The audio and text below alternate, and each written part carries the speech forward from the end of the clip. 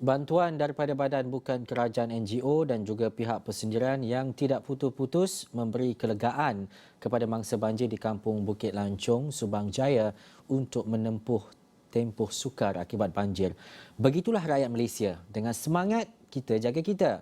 Terus bersama Hasimi Muhammad yang kini berada di lokasi. Silakan Hasimi.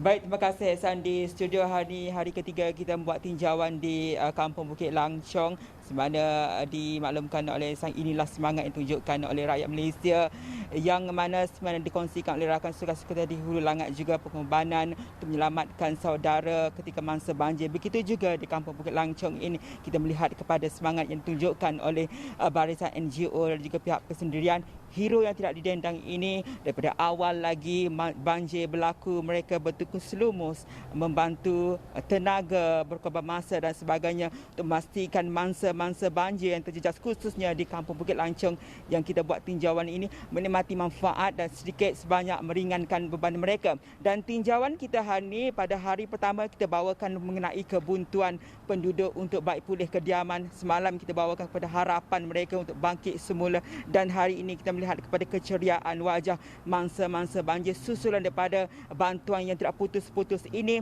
yang mana disifatkan oleh penduduk yang kita temui ini cerminan kepada sifat perpaduan yang dimiliki oleh rakyat tanpa berbilang bangsa menyalurkan bantuan kepada mereka yang terjejas.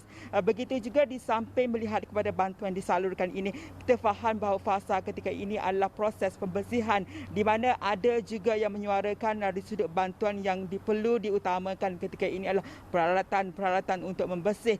Selain juga ada segelintir kita melihat kepada penduduk yang telah bermula masuk ke kediaman mereka walaupun secara tidak sepenuhnya selesai membersihkan rumah, namun keperluan dari segi toto, tilam dan sebagainya sudah diperlukan untuk mereka memulakan semula kehidupan sebelum adalah orang kata kelebihan keuangan untuk membeli perabot-perabot dan sebagainya.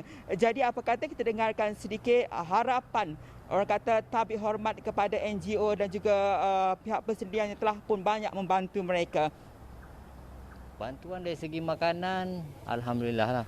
Masa ni memang hari-hari lah, so far okey lah. Dari segi pakaian apa semua adalah semangat daripada pihak NGO, daripada peribadi lah maksudnya. Daripada ni lah pelbagai sudut negeri. Ini bukan kira parti mana-mana lah ya. Cuma apa yang kita mengharapkan bantuan berbentuk kemasyarakatan yang kami amat perlukan lah, terutama ketika rumah pun dah dibersihkan. Apa yang kita nak ialah dari segi pembersihan. Ya.